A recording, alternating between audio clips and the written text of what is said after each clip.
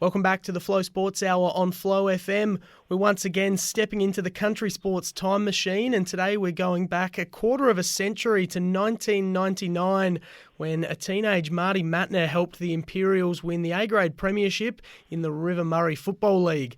And I'm very pleased to have Marty on the show to share his memories from the day. G'day, Marty. Thanks for joining me. Thanks, Dan. Thanks for having me on. My pleasure. Now, when I got in touch with you recently to invite you on to have this discussion, straight off the bat, what were some of the immediate thoughts and memories that popped into your head?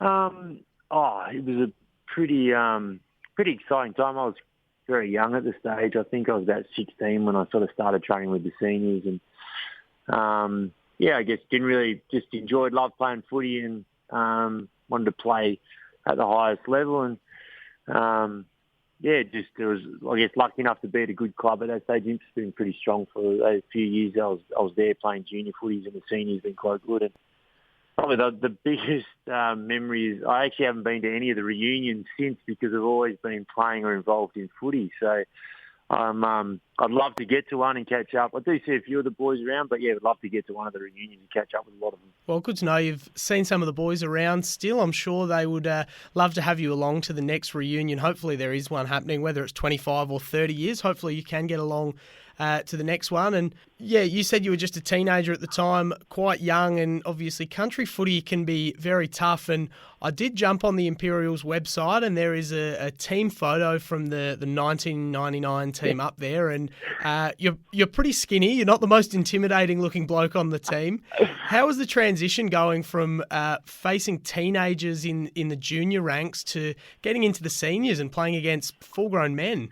I guess it was a little bit different. I played a lot of my footy, I guess, at Pekin Districts, and when I was playing there, we used to play upper grade, so they only had under 12s and under 17. So I remember as like 11, 12-year-old, you'd play under 17 and fill in for that team. So I'd always played against, I guess, older kids and bigger kids, so it didn't really faze me in terms of that. But I think at that stage when I played, I think I was about 65 kilos, I think it was, that year. So very tall and skinny, and I think I had to be very fast. So I remember working on speed and that sort of stuff to get away from a lot of the bigger players. But it was a good introduction for me, and I think really good for my development, my footy, and probably, as I said, throughout all my footy career, I'd always sort of played up an age group or against older kids, which I think it helped as well playing senior footy.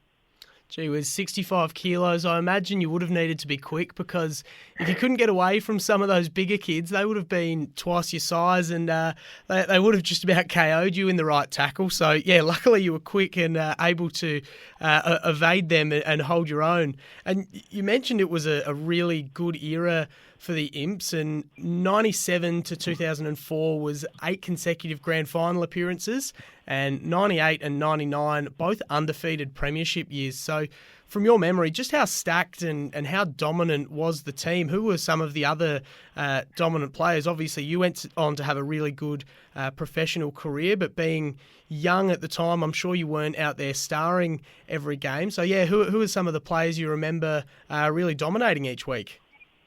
Yeah, it was a really good team, and it probably wasn't until after I'd played a lot more footy that I realised how good it was.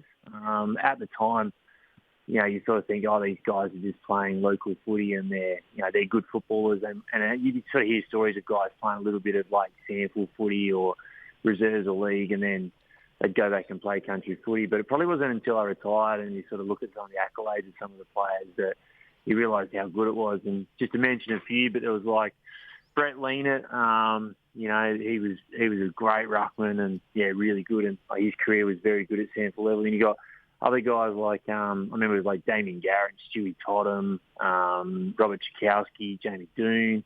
There was a lot of guys who played a lot of sample football, and they'd come back and played. And then there was a lot of just really good local footballers. I remember there was the Newell boys and a few other guys that I'd played a fair bit of footy with as a junior, and we had a great team. And I think the B grade that year played in the grand final and won as well. So, and there was a couple of other younger kids that I'd played sort of underage footy with in that team as well. So, it was a really good team. But yes, it wasn't until I retired that I probably realised how good a team it was with some of the players that once they retire or they finish up, you sort of see the accolades that they were able to do and, winning medals and grand finals and best on grounds and lots of stuff. You sort of realise how good it was. You mentioned the name Brett Leanett there, and I believe Jared Leanett, who played for Port Adelaide and St Kilda, came out of, I don't know if it was the Imps or if it was another team in the River Murray League, but is there any relation between them? Yeah, that's father and son. So, okay.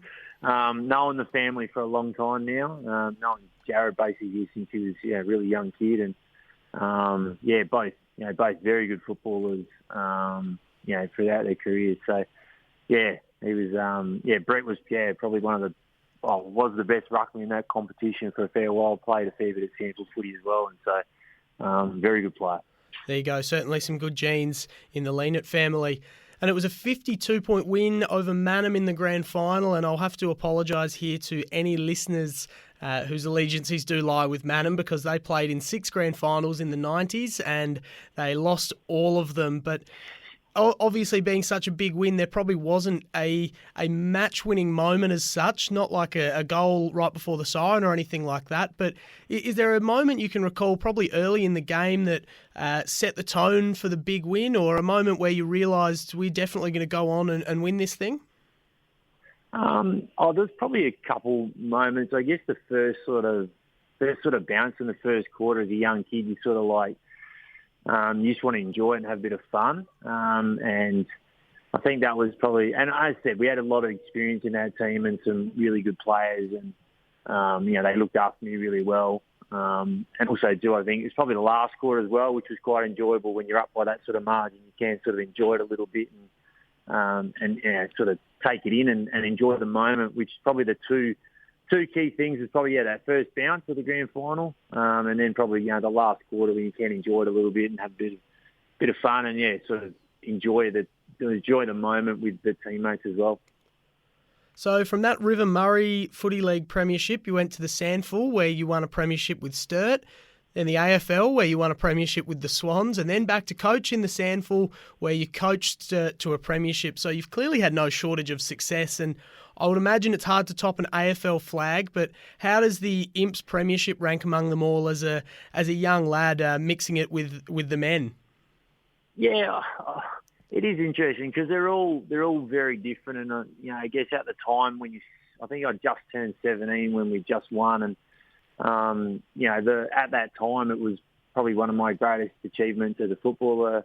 I played in grand finals as juniors, but never won one actually. So that was sort of the first premiership that I played and won. So that was exciting and really enjoyable. And as a young kid, that's the greatest thing ever. But as you said, as you progress through, I was lucky enough to be involved in a really good Sturt team as well as a young lad as well. So that was really enjoyable. And again, at that time, it was probably the greatest thing that I'd sort of done as well. And then, as I said, moving to AFL, that was a bit older. I was probably towards more the end of my career, really lucky to play in an AFL grand final and then to win one. But I remember in the AFL one, again, like the enjoyment that I could see on some of the young kids' faces when they won it was, was really. So I'd been through that, so I could tell what they were feeling and how they were. And it's just enjoy. I think any time you win a premiership, doesn't matter where it is, it's always a great achievement. Definitely, always something worth celebrating, no matter if it's the junior Div 5s or the top rank, the AFL. And obviously the 2012 Swans Premiership was played in front of about 100,000 people and would have evoked a few nerves on the day, and the Sturt Premiership in 2002 would have been a pretty big crowd as well. But 1999, what was the atmosphere like, and how were your nerves going out to play on the day and just sort of, soaking in that sort of atmosphere that you hadn't really felt before? I guess it was probably, it was definitely a bigger crowd. I remember there being a lot more, cars around the oval at Ramblers Oval, and I remember Le Mesurier, and so, there's a lot more people those days, and I guess it's just generally a build-up. Like, I played in, I think it was the under-17 grand finals a year before or 2 years before, and again, they're big days, the grand finals, and you get lots of crowds and lots of people. So I guess it's just the natural progression of, playing in finals and on bigger days. But I guess it didn't really, at that time, it didn't really faze me. I was just a young kid. I was pretty naive, I think, as well, in terms of just loved playing footy and wanted to play. So it didn't really have much an effect on me, I don't think. And but as I said, we had a great team. I was probably a few of the older boys probably did calm me down a little bit on the day, and the experience those guys had probably helped as well.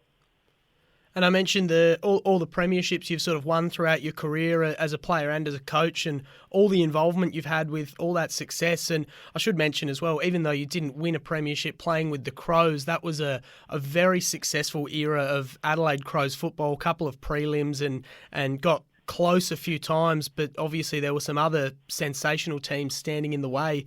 Is there something you feel you've personally brought to all those teams that has provided some sort of a lift, or a certain philosophy that you've taken with you everywhere that's maybe rubbed off on others?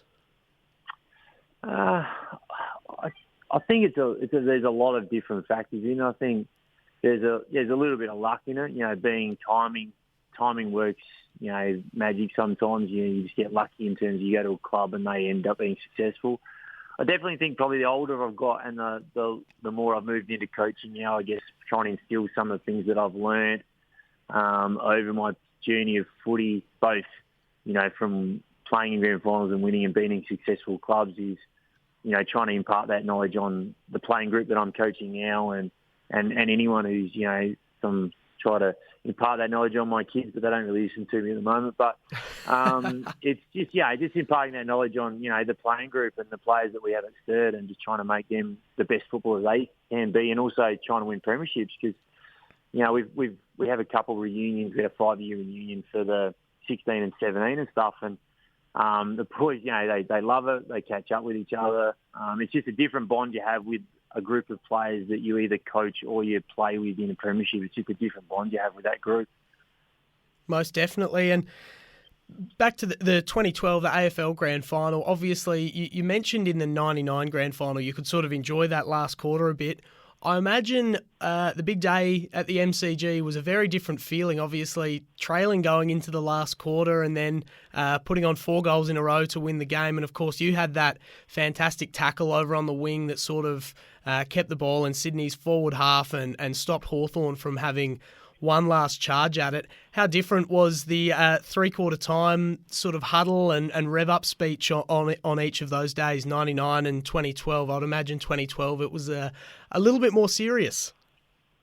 Yeah, 99 I don't really remember much about, I guess, the game, other than, like I said, the first quarter and the last quarter. I was pretty young and pretty naive and just loved footy and didn't really, I guess, didn't appreciate it probably as much as I do now looking back. Hindsight's a great thing when you can look back at your career in life. And I guess 2012 was such a interesting game. Like, I think the lead change had been 3 or 4 times throughout the game, and both teams had got quite big momentum shifts in the game. Also felt like both teams were in the game at even stages, even though they weren't probably had that momentum. But we sort of discussed about just, staying to our structures and our roles and everything. And there'd be moments in the game where someone or someone or a group of people would have to have an impact. And we talked a lot about that throughout the year, about playing your role and having an impact when it needed to be. And, I guess on that day, my opportunity came when I needed to make that tackle, and we made the tackle. And then,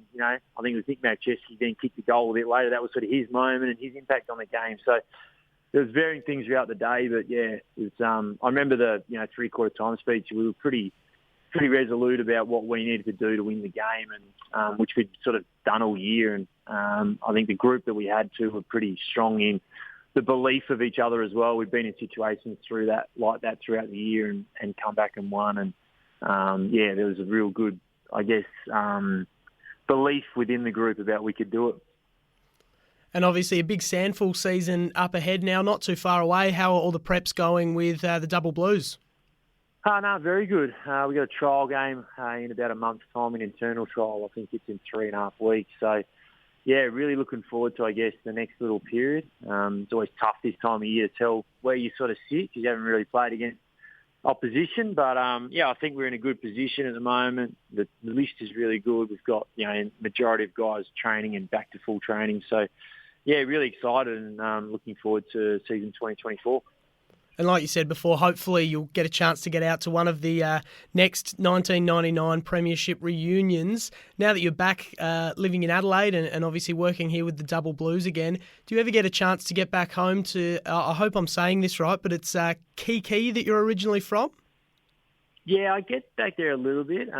Family's still got a farm there that my sister sort of operates and runs, and Mum and Dad are retired in Murray Bridge, so we do spend a fair bit of time in Murray Bridge and try to get back to the farm regularly. And yeah, it's really enjoyed taking my kids now down to Murray Bridge and down to the farm. They really enjoy it as well. So try and get down there as much as we can.